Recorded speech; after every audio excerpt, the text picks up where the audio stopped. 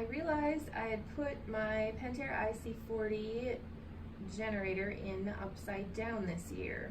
Did it do any damage to the cell? It ran for approximately 20 hours.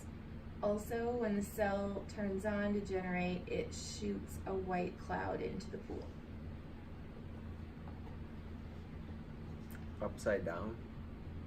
Or perhaps backwards. Yeah, like my visual thought is that he's got he or she, whoever it may be, has vertical pipes, and they just put it in the opposite way. In general, that would send the flow switch in the opposite direction, which you could have damaged the flow switch, but if it indeed still worked and the white kind of caking that you're getting is probably through the